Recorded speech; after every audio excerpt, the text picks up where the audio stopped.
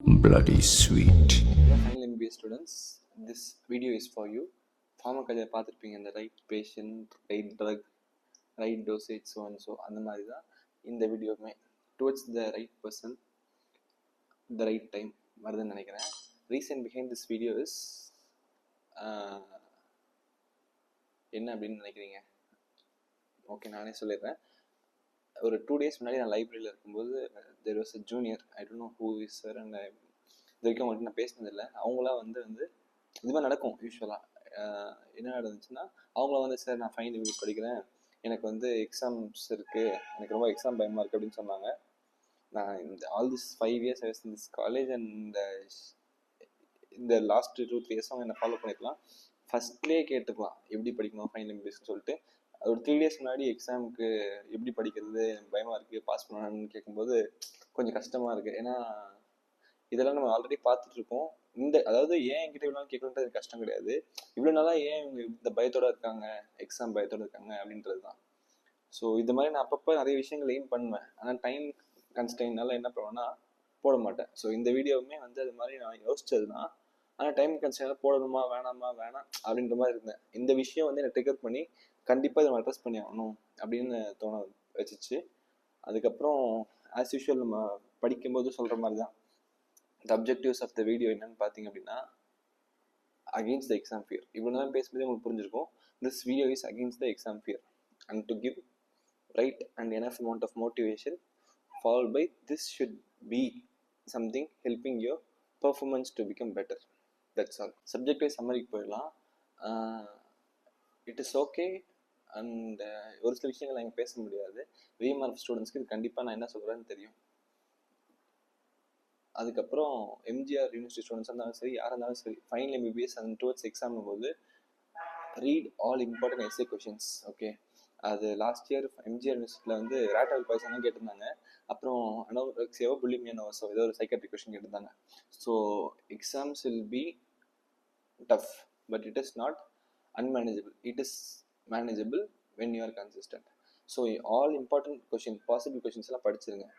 In case if you get a question bankலாம் இருந்துச்சு அப்படின்னா, அந்த கொஷின் பேங்க் இருக்க எல்லாத்தையுமே தரோவாக வச்சுக்கோங்க. ஓகேவா? இந்த எக்ஸாம் டைமில் போய் மேரோ வச்சு அதை பார்க்குறேன், இதை பார்க்குறேன், சிண்ட்ரோம்ஸ் பார்க்குறேன் அப்படிலாம் கிடையாது.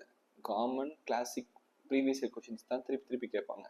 ஸோ அதை வந்து ஃபோக்கஸ் பண்ணுங்கள். சப்ஜெக்ட் வைஸ் சொன்னோன்னா medicine is important, medicine is easy. நான் வந்து எங்கள் பேட்சுக்கு ஒரு 2-3 years முன்னாடி தான் கொஷின் பார்த்துட்டு இருக்கேன். ஒரு வருஷம் தைராய்ட்லேருந்து கொஷின் கேட்டிருந்தாங்க, ஒரு வருஷம் குஷிங்லேருந்து கொஷின் கேட்டிருந்தாங்க, அது மாதிரி ஹார்ட் ஃபெயிலியர் கொஷின், அது மாதிரி மாற்றி ஒரு ஸ்டாண்டர்டான கொஷின் தான் கேட்குறாங்க. எந்த வாட்டியுமே மெடிசன் கொஷின் பேப்பர் வந்து ஆக்சுவல் மெடிசன் சப்ஜெக்ட் மாதிரி டஃப்பாக நான் ஃபீல் பண்ணது கிடையாது. ஈஸியாக கேட்பாங்க, பேசிக்ஸ் தான் கேட்பாங்க. So it is actually easy. நீங்கள் வந்து பயந்துட்டு ரொம்ப பயத்தோடு போய் கொஷினை பார்க்கும்போது யூ கான் பெர்ஃபார்ம் வெல். ஈஸியான கொஷின் தான் கேட்பாங்க, தெரியும் நினச்சி எதாவது இருப்பீங்க, but it won't be that much, R it won't be what you think. So take com. Question paper இப்படி தான் இருக்குன்றது கொஞ்சம் அசியூம் பண்ணிக்கோங்க. உங்களுக்கு டவுட்டாக இருந்துச்சுன்னா ஒரு லாஸ்ட் 2-3 years கொஷின் பேப்பர் எடுத்து பாருங்கள். ஓகே, பார்க்கும்போது உங்களுக்கு கேட்ட ஐடியா. அதுக்கப்புறம் போகலாம். மெடிசனுக்கு வந்து எம்சிக்யூஸ் தான். எம்சிக்யூஸ் நல்லா ஒரு யூஸ்வலாக if you don't have any question bank, aim for at least 10 MCQs to be correct. அதுக்கப்புறம் மிச்சத்தை பார்த்துக்கலாம். கொஷின் பேங்க்லாம் இருக்குது அப்படின்னா 15 to 20 MCQs it should be right. Okay, அப்போ தான் மார்க் வந்து ப்ரீமியம் போகும். நான் வந்து மெடிசனில் got second mark. First time எழுதும்போது 156 ஃபர்ஸ்ட் மார்க், மைத்தி வாஸ் 155. நான் அவ்வளோ அழகெல்லாம் எழுதுகிற டைப் கிடையாது, அவ்வளோ படிக்கிற டைப்பும் கிடையாது. மேபி பார்க்குறவங்க அப்படி தெரியலாம், but I do so much works. Gardening பண்ணுறேன், இதை பண்ணுறேன், அதை பண்ணுறேன்னு சொல்லி இந்த மாடு மேயிற மாதிரி எல்லா சைட்லையும் மேய்ஞ்சிட்ருக்கேன். அப்புறமும் how would I managed and how would I got that much mark na? It was consistency and calm mind. Okay, எங்களுக்கு கூட ஏதோ கொஷின்லாம் கடைசியாக இந்த மாதிரி படிக்கலாம், அந்த மாதிரி படிக்கணும், இம்பார்ட்டன்ட் கொஸ்டின்ஸ்லாம் கிடச்சிச்சு. ஆனால் அதெல்லாம் நான் படிக்கல. லாஸ்ட் மினிட் நாளைக்கு எக்ஸாம்னா இன்றைக்கி நான் என்ன பண்ணேன்னா ஃபுல் புக்கு எடுத்து எல்லா இம்பார்ட்டன்ட் கொஸ்டினும் படிச்சுட்டேன். நெக்ஸ்ட் டே வந்து அந்த கொஷின்ஸ்லாம் ஆன்சர் தெரியுமா அப்படின்னு பார்த்துக்கிட்டேன். And I manage to perform the exam well. Okay, so medicine is over. சர்ஜரின்னு பார்க்கும்போது surgery is very important interesting subject.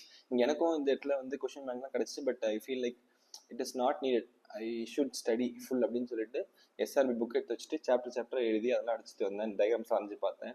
அப்போ என்னை பார்த்தவங்களுக்குலாம் அந்த ஸ்டிக்ஸ்லாம் தெரிஞ்சிருக்கும். மேபி கடைசியாக நான் போஸ்ட் பண்ணுறேன். Surgery is easy. நீங்கள் நிறைய டயக்ராம்ஸ் வரையணும், அனாட்டமி நல்லா பார்த்துக்கணும். ஓகேவா? If you're interested in surgery, you should give more interest and more concentration towards the subject and you should revise more. அதுக்கப்புறம் ஓபிஜி ஆப்ஷன் கைனக் வந்து எங்கள் காலேஜ் இருக்கவங்களுக்குலாம் ரொம்ப டஃப்பாக ஃபீல் பண்ணாங்க. I got first mark in obstetrics theory and practical. இது எப்படி அப்படின்னா, நான் ஃபர்ஸ்ட்லேருந்து எல்லாம் அவ்வளோ படிக்கல, எனக்கு ஓஜி அவ்வளோ பிடிக்காத சப்ஜெக்டே கிடையாது. கிளைமேக்ஸில் தான் படிக்க ஆரம்பித்தேன். படித்தப்போ என்ன ஆச்சுன்னா, இம்பார்ட்டன்ட் கொஸ்டின்ஸ்லாம் எழுதுவேன். நமக்கு ஓஜியில் கொஞ்சம் நல்ல ஒரு ஃப்ரெண்ட் இருந்தாங்க, அவங்க நிறைய ஹெல்ப் பண்ணாங்க, நிறைய சொல்லி கொடுத்தாங்க, அவங்களுக்கும் கிரெடிட்ஸ் கண்டிப்பாக கொடுத்தாங்கணும். அது போக நான் வந்து இம்பார்ட்டன்ட் கொஸ்டின்ஸ் எல்லாமே எழுதி வச்சுருவேன். ஒரு 15 எஸ்ஸேஸ் கிடைக்கும் ஆப்ஸில், கைனெக்கில் ஒரு 12 to 13 எஸ்ஸேஸ் இருக்கும், அவ்வளோதான். அது தரவு பண்ணிவிட்டு அப்புறமா புக்கில் அப்படி இப்படி ரேண்டமாக தோன்றது, படிக்கிறது பிடிக்கிறது எல்லாத்தையும் படிச்சிடுவேன். அப்போ ரிவிஷன் பண்ணிவிடுவேன். எக்ஸாமுக்கு முன்னாடி வந்து அந்த இம்பார்ட்டன்ட் கொஸ்டின்லாம் எழுதி வச்சுட்டு, in case if you have a question bank, அந்த கொஸ்டின்ஸ்லாம் பாருங்கள், அந்த கொஸ்டினுக்கு இவ்வளோ பாயிண்ட் கிடைக்குமா, அவ்வளோ பாயிண்ட் கிடைக்குமா, எதை மிஸ் பண்ணுறோம், இம்பார்ட்டன்ட் பாயிண்ட் மிஸ் பண்ணக்கூடாது அப்படின்னு யோசிங்க. ஓகேவா? என்னோட க்ளோஸ் ஃப்ரெண்ட் ஒருத்தவங்க ஏபி கிடைக்கும்போது பாம் காயின் கிளாஸிஃபிகேஷன் வந்துட்டாங்க. அது ஏன்னா எக்ஸாம் ஸ்ட்ரெஸ்னால தான். So be calm, exam is easy. Paediatrics actually இவ்வளோ நேரம் பேசினதில் பீடியாட்ரிக்ஸ் ஒரு important subject, because you have only one paper. Okay, அதுக்காக நீ வந்து கொஸ்டின் பேங்க் தேடுறது அது இதுன்னு கஷ்டப்பட தேவையில்ல. மெடிசனோட முக்கால்வாசி தான், மெடிசன் வந்து ஒரு 60-70% பீடியாட்ரிக்ஸில் வந்துடும். இந்த thing you should concentrate is and first 9 chapters, அந்த க்ரோத்தை வச்சு வர்றது, அந்த ஃபர்ஸ்ட் 9 சாப்டர்ஸ் ஆஃப் ஓபிகாய் வந்து நீங்கள் கான்சன்ட்ரேட் பண்ணணும். பெஸ்ட் ஆலர் மெடிசன். ஓகே, இன்டெப்த்தாக போய் படிக்கணும்லாம் எதுவுமே கிடையாது, கேஷுவலாக மேலே படித்தாலே போதும். This is a theory exam, not MCQ exam or competitive exam. So theory எக்ஸாமுக்கு தேவை பேராகிராஃப்ஸ் அண்ட் பிக்சர்ஸ், அதை ஃபோக்கஸ் பண்ணுங்கள். ஆர்த்தோ பற்றி சொல்ல மறந்துட்டேன். ஆர்த்தோக்கு வந்து நான் இந்த மஸ்டர்னு ஒரு மெட்டீரியல் பண்ணியிருக்கேன் பார்த்தீங்களா, அந்த மஸ்டர் மெட்டீரியலே there must be so many SA questions. நான் அதை மட்டும் தான் படித்தேன், அதை தாண்டி எதுவும் படிக்கல.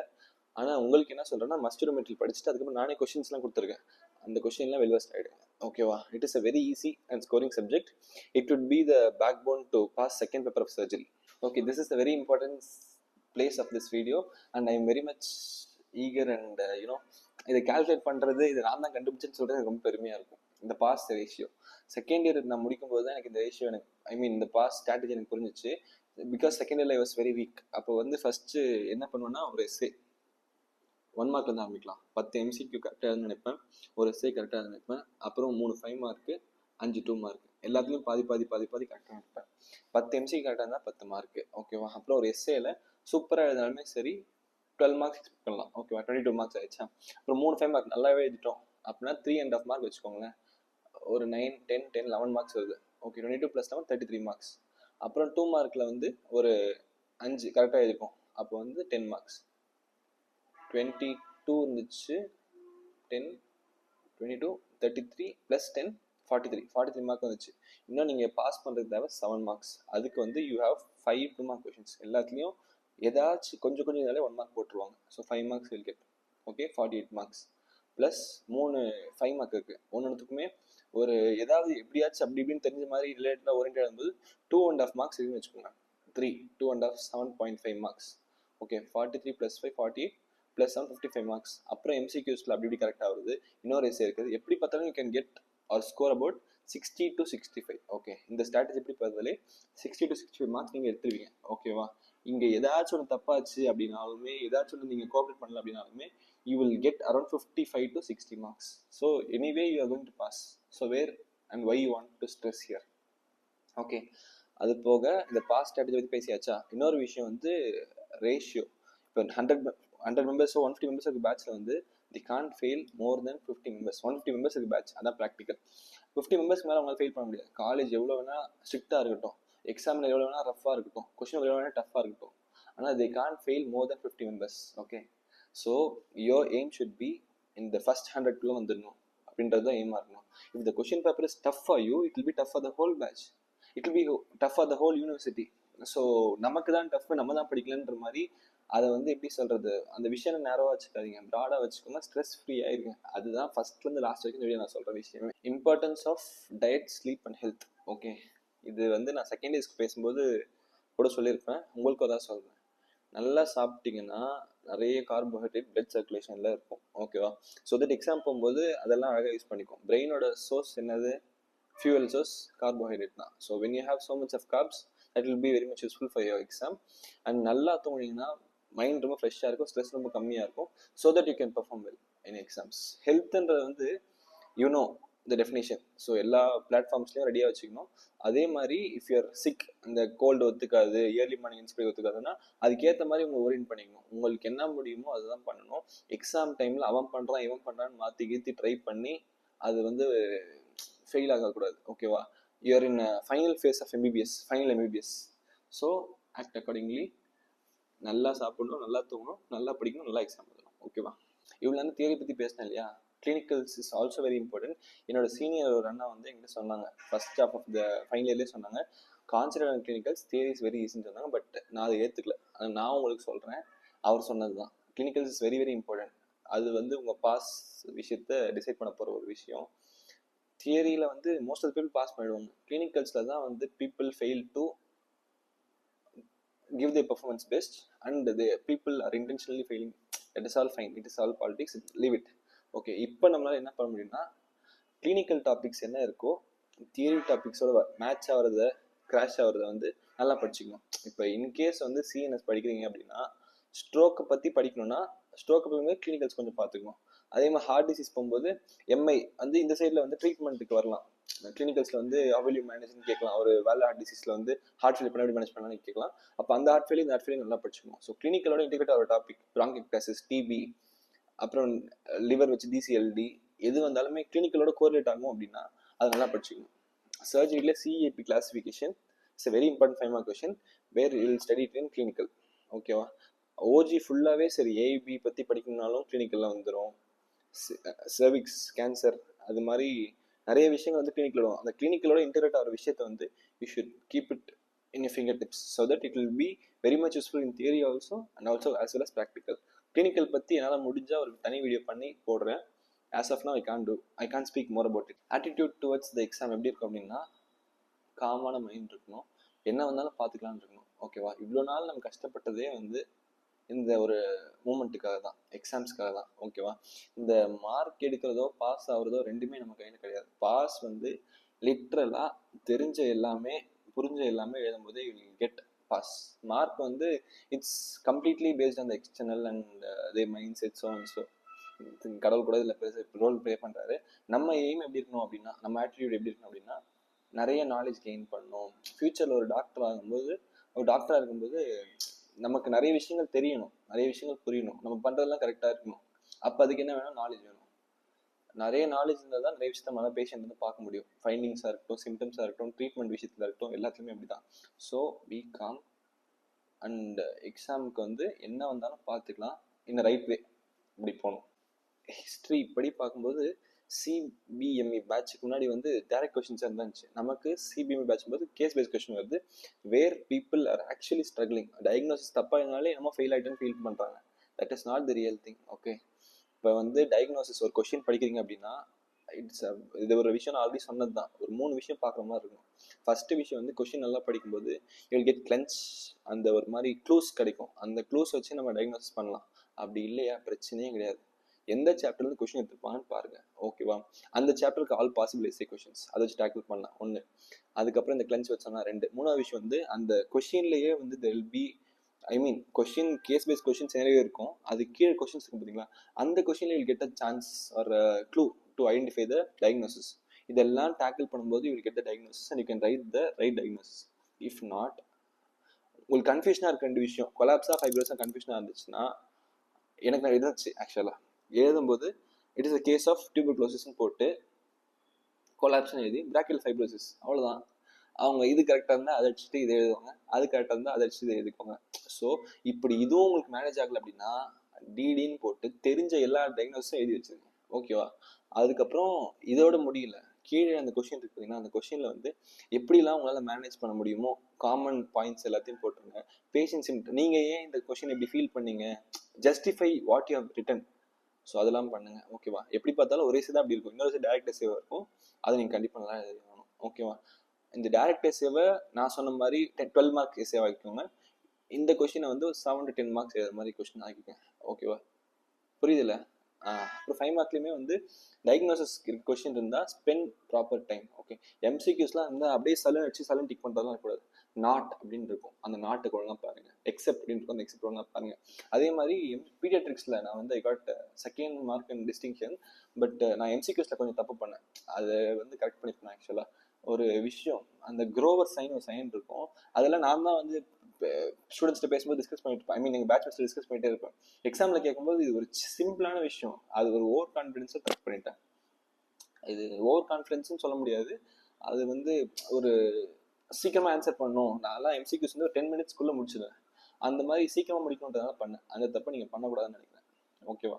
அப்புறம் என்னோட ஃப்ரெண்டோட அந்த ஏஐபி சொன்ன பார்த்தீங்களா, அதுவுமே வந்து சீக்கிரமாக முடிக்கணுன்றதுக்காக தான். அந்த மாதிரி தப்புலாம் பண்ணாதீங்க. அடிக்குவேட் டைம் கொடுங்க. பிளானிங் ஃபார் த அந்த டைம் பிளானிங் அதை பற்றி சொல்லலாம். எஸ்ஏ கொஷின்ஸ்னால் வித்தின் 1 hour 45 மினிட்ஸில் 2 எஸ்ஏ முடிக்க ட்ரை பண்ணுங்கள். 1 hour முடிச்சாலும் பிரச்சனை கிடையாது, இட்ஸ் நாட் அ ப்ராப்ளம். அதுக்கப்புறம் ஒரு 40 மினிட்ஸில் 5 marks ஃபுல்லாக முடிக்கணும். 20-25 மினிட்ஸில் 2 marks ஃபுல்லாக முடிக்கணும். முடிச்சுட்டு என்னடா பண்ண போகிறேன், ஒரு 40 மினிட்ஸ் பெண்டிங் இருக்குன்னு பார்த்தா எங்கெங்கெல்லாம் என்னென்ன தெரியலன்னு விட்டிங்களோ அதெல்லாம் எழுதிட்டு வரணும். ஓகேவா? எங்கெங்கெல்லாம் வந்து டயக்ராம் வரையலாம்னு ஸ்பேஸ் வச்சிங்களோ அந்த டயக்ராம்லாம் வரையணும். எங்கெல்லாம் டயக்ராம் வரைஞ்சிங்களோ அது கலர் பண்ணணும். ஓகேவா? Don't carry colour pencils, carry sketches to draw diagrams. As much as possible draw diagrams. ஓகேவா? எனக்குலாம் வந்து அவ்வளோ நல்ல ஹேண்ட்ரைட்டிங் கிடையாது, ஆனாலுமே I got good marks in 3 subjects அப்படின்னு பார்க்கும்போது this is all because of presentation. Okay, என்னை வந்து ஒரு மெடிசன் ப்ரொஃபஸரில் அவர் அப்போ எஸ்ஆராக தான் இருந்தார், இப்போ ஏபி ஆயிருக்கலாம் மேபி, சம்திங் பேர் சொல்ல விருப்பப்படல. அவங்க வந்து என்னை கலாய்ச்சாங்க, எஸ்ஏ கொஸ்டின் என்னடா ஃபன் பண்ணுற மாதிரி எழுதுறேன், ஏதோ வந்து ஆர்ட்ஸ்க்காக எழுத மாதிரி எழுதுன்னு சொன்னார். ஆனால் அதில் நான் கிவ் அப் பண்ணல. ஃபர்ஸ்ட்லேருந்து லாஸ்ட் வரைக்குமே சினாப்சிஸ் போட் எஸ்ஏ டாபிக் போட்டு சினாப்ஸில் ஃபர்ஸ்ட் வந்து டயக்னோசிஸ், அப்புறமா எல்லாமே introduction, clinical features, investigations, treatment அப்படின்னு சொல்லி சினாப்ஸ் போட்டுரும். அப்புறம் சினாப்ஸ் வந்து ஃபில் பண்ணேன். எஸ்ஏ கொஷின்ஸ்னா every written 6 to 8 pages and 5 mark கொஷின்னா 4 pages, 3 to 5 pages எழுதுவேன். ஓகேவா? 2 mark கொஷின்னா half page or at least 1 page, I mean 1 page or at least half page. இங்கே எல்லாத்துலேயுமே வந்து ஒரு கொஷினுக்கு, ஒரு எஸ்ஏ கொஷின்னா 10 to 15 பாயிண்ட்ஸ் எனக்கு தெரியும் அப்படின்ற மாதிரி நான் இருப்பேன் கான்ஃபிடென்ட்டாக. 5 mark கொஷின்னா 5 to 7 points, 2 mark கொஷின்னா மினிமம் 2 points. இது எல்லாமே இருக்கும்போது இதெல்லாம் தான் நீங்கள் ரிவிஷன் பண்ணி பார்க்கணும். அப்படியே அதெல்லாமே எக்ஸாமில் வரும். எழுதும்போது நீங்கள் இப்போ எவ்வளோ படித்தாலும் மறக்க மாதிரி ஃபீல்லாம் பண்ணலாம், ஆனால் that is not the real thing. Exam போகும்போது கொஷின் பார்க்கும்போது the effort you put, the hard work you put வந்து கண்டிப்பாக அவுட்கமாக வெளியே வரும். அப்போ நீங்கள் எக்ஸாம் நல்லா எழுதுவீங்க. ரொம்ப நேரம் பேசிட்டேன்னு நினைக்கிறேன். இது எடிட்லாம் பண்ணி போடும்போது it actually has how much efforts. Okay, இதை வந்து என்னோட பாப்புலாரிட்டிக்காக ஷேர் பண்ணுன்னு சொல்ல மாட்டேன் சத்தியமாக, அப்படின்னு ஷேர் பண்ணவே தேவையில்ல. பிகாஸ் பாப்புலாரிட்டிக்காக பண்ணால் நான் லுக்கு, லொக்கேஷன் எல்லாத்தையுமே வந்து கான்சன்ட்ரேட் பண்ணுவேன். அதெல்லாம் நான் கான்சன்ட்ரேட் பண்ணவே இல்லை. என்னோட ஜென்யூனான எக்ஸ்பெக்டேஷனே வந்து final MBBS students should be benefited with this video, by this video அப்படின்றது தான். ஸோ நீங்கள் ஃபைனல் எம்பிபிஎஸ் ஸ்டூடெண்டாக இருந்தால் all the best for you.